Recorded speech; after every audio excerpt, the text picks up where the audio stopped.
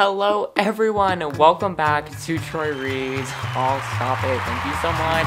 Love you all. Renegade. Anyways, today I'm going to be doing a bit of a recent reads, current reads video, and just basically like a mid-month wrap-up, because I feel like I've read like 5 or 6 books and I want to talk about them. We're just gonna have a discussion, a little bit of a book chat. Welcome to my book chat, and it's gonna be fun. So make sure to leave a like on this video, subscribe to my channel, and let me know what you guys are reading currently, and I'll reply to you guys. So yeah, let's get into it. Alright guys, the first book that I want to talk about today is Watching for Comets by Jordon Greene. I really want to take a moment to just highlight this because I think it was just so nice that the author reached out to me on Instagram and asked me if I would do a review, because I was like, heck yes. Like, I don't know, I mean, I love LGBTQ+ romances. I actually finished it like basically like an hour ago, so I'm excited to talk about it. I have a lot of thoughts in my head about it, but to kind of tell you guys what this book is about, we've got Tyler, who his boyfriend just died. His family is like strong, basically like Christians, and they don't support who he is, and his life is just not going well because he misses his boyfriend. And then we have Aiden, who was Braden, which was Tyler's boyfriend's like best friend, and his friend is now gone, and so he's also struggling with that. Then the two kind of just meet up. They kind of like connect over each other's grief. Like, they kind of meet each other in a field one day. Tyler is crying, and then Aiden is kind of there for the same reason, so they kind of just reconnect along with their friend Kaylee, who's really important in this book, and they just kind of form a connection over the book. And I thought it was just a really cute romance. Honestly, like, it was so much better than I expected. Like, from the start I was a little kind of iffy, but like over time I just kind of stopped looking at the negatives. But like, I just think over time I was liking it, and it kind of got cute. And then at the end I almost got emotional, I have to say. Like, it was so freaking cute. From the beginning, one thing that I kind of have a negative about is like the author kind of like, it was just in the beginning, I felt like, but the author was kind of like trying to really appeal to the teen audience. I feel like it didn't accurately like represent how teens talk today, just like with all the language and all like the slang. I feel like it just wasn't accurate, which I understand. It's hard to kind of get that perfectly, especially for like adult writers. That's just something I noticed. But I will say, playing on that, I really liked how the characters were really unique, really fun, had that kind of like cool high school vibe going. I thought like the character, especially Kaylee, I loved her so freaking much, and I know that the author modeled her off of his sister, so that's really cool. And I could just see, I guess, a lot of traits of Jordon Greene in this book. Like, I know like he loves to play Overwatch, I think what was it called, and then we saw Tyler love Overwatch. We just kind of saw some like hints of him in the book, which I thought was cool. Usually I don't like that, but I just thought it was cool in this book because I could really see like the personal touch. It's missing like a little bit more of like a fictional vibe, because it really feels like I'm reading a realistic story, which is good, but I also like more of like the fairy tale kind of romance vibe, which I know is like controversial, whatever, because people are like, I want my romances to be realistic, but that's just me. The characters were really good. I thought the romance was really good. Some of the plot I felt like kind of followed like the typical romance like plot line and like dips and whatever. I feel like I can draw some similarities to other romances, but overall I think it was really unique, really fun. I really think it was really cool, like how it was unique to North Carolina, and so I could understand like a lot about this book. And just like, I don't know, I thought it was just like a really good like coming to age novel. I don't know, I loved it. Thanks so much to Jordon Greene for sending this to me, and I'm looking forward to any more of your future books. And if you ever want me to review them, like, hit me up, because I really enjoyed this book, and I think you have something definitely going for you. So, great job.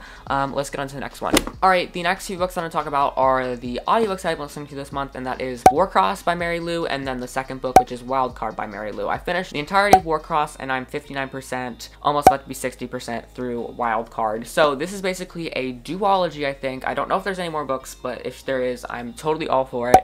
We are following this main character named Amika Chen, who is kind of just really like living life paycheck to paycheck. She is running out of her like rent. She's not being able to pay it because she has like kind of like more of like a controversial job, because in this world there's this game called Warcross, which everyone plays, like millions of players play. They all have these like the virtual goggles, whatever, and they go into these worlds and they basically play Warcross. But there's also like an illegal side to this virtual game, and she is like this bounty hunter who's tracking down them, and she tries to get the bounties, but it's like a fierce competition, so she's basically kind of just living on the edge, when one day she sees an opportunity in a Warcross championship game, like these games that are being watched by millions, tens of millions, and hundreds of millions of people. She sees an opportunity to steal a power-up that would give her a lot of money to pay off her rent, but she ends up being glitched into the game. What she doesn't expect is to be taken into this whirlwind of a new world. She gets noticed by the billionaire game developer Hideo Hideo, and basically she gets shipped off to Tokyo. Hideo is looking for her help in stopping a hacker, and then she basically gets involved in the Warcross championships as she has to track down someone that she has a lead on, and there's this hacker going on with the name Zero. It's such a cool conspiracy, and the fact that it's sci-fi, I love this book so much. Like this book was 1,000 stars, my favorite. Like I need to like buy this book and have it on my shelf because it was fantastic. The virtual world element was amazing. I loved every single second of it. I loved every single detail she put about the virtual world. I loved the characters. I loved Amika. I loved her as a character. I loved Hideo. I loved all of the Warcross people that she met. I loved the LGBTQ+ representation. I loved all of the different races and ethnicities that she included and all the representation. It was just such a great cast of characters. I mean, I loved it. I loved the romance. I loved the conspiracy. I loved the investigation. I just loved the constant tension. I loved the incredible plot twists. Like everything about this book was amazing, and I cannot wait to even talk about the next book, which is Wildcard. Mary Lou is such an awesome writer, and I guess we can get into Wildcard, but basically at the end of book 1 there's this huge plot twist which shakes up the whole game, and then in plot 2 we're immediately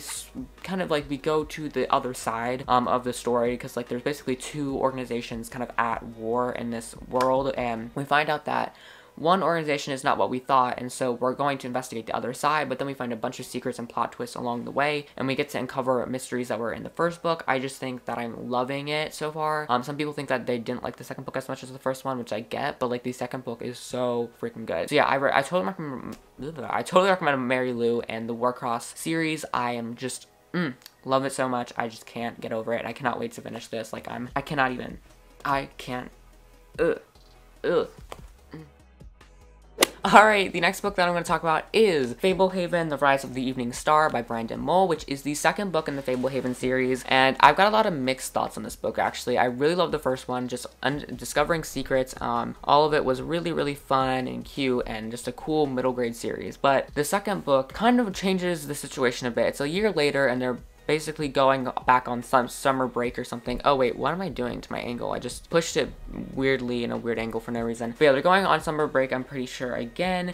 So basically Seth and Kendra, when all of this, like, basically the Rise of the Evening Star, which is the evil organization, they start kind of coming into their personal lives. They have to escape, go to the Fablehaven, where there are 3 people waiting them. We know that one is like a traitor. We have Potion Master, a collector of magical relics, and a trapper of mystical creatures. Those 3 people are kind of with and working with like grandpa and grandma, and like they're all working with the Fablehaven Preserve, but we find out that like one is a traitor. We also find that the Rise of the Evening Star is trying to get into their preserve and steal their magical artifact. And looking back at it, it actually was pretty good. I just struggled so hard with this book. I kept falling asleep like every single time I read it. I mean, the last 200 pages were phenomenal. I loved them so much. I don't know, it was like the first 100 pages were beautiful, gold, but it was like the next 150 pages I just couldn't get through. I just kept falling asleep during the middle of the day when I'm reading it. I don't know. But then it was like the beginning and the end were phenomenal. It's just the middle, it was like a tough like cookie. I just couldn't chew on it, you know? So I think that's like my main thoughts. I thought I need to explore more of the characters. I'm loving the world though, and I'm really excited to keep going with this series. It's just, this book was not what I wanted it to be, but it also was at the same time. Like I loved it, didn't like it. I just have such a love-hate relationship. I don't think I loved it as much as the first one, but I definitely do want to keep going, because like it was pretty divine, if you have to ask me. So alright guys, and last but certainly not least, or maybe the best this month, I also feel like lighting is always weird with my videos. Anyways, we have got the Wings of Fire books 1, 2, and 3. And this is the first little trilogy. Well, there's like, I don't know, there's like 14 books. I didn't even know this. I didn't plan for that, but I have gotten through the first 2 books completed. My brother has like this really big bookmark and he's reading it, so I don't know. And then I got through like 20 pages of book 3. I need to continue, but there's I have to take a break for Coattail C because it's unlocked release day, baby. No legacies. Gotta wear my hoodie to celebrate, and you can get yours at the Kyoto Fanbase merch store. But anyways, Wings of Fire, I've read book 1 and book 2. I have a lot of thoughts about it, so let's just get started. Basically, this whole series around this one prophecy, and I think it's really, really cool. So basically, there is this dragon prophecy of these 5 dragonettes, and they are basically expected to clear the war in the area. Like, they're like the prophesized dragons to stop the war and to choose the leader, because there's a war going on between the dragon tribes, and there's like the mud wings and the sky wings and the sea wings and the rain wings and the night wings. There's all these different tribes of wings, but the sand wings, their leader basically was killed, and so there's 3 heirs, and they were trying to pick through. So there's like all different sides on different sides about who should be the heir, and so these dragonets are basically aimed to stop it. And so the first book, we are set with these dragons who are stuck in this cave, and they're the prophesized dragons, and they're like, I want to be able to go outside. Like, I don't know why I have to be hidden for my whole life. I don't know, I have to be stuck in this cave. Like, why can't I actually go and experience and learn that way? So we start off with their escape, but their escape comes false-handed as they get captured by the sky wings, and that's all I'm gonna say. It gets crazy. This book was actually so much better than I expected. I was like, oh, this is gonna be a stupid middle grade book, but I actually got so addicted that I read the first 2 books in 2 days. And so when I ever get to start to the next series or whatever, I'm gonna do the same thing. I'm just gonna read all this freaking time. I'm just gonna love them.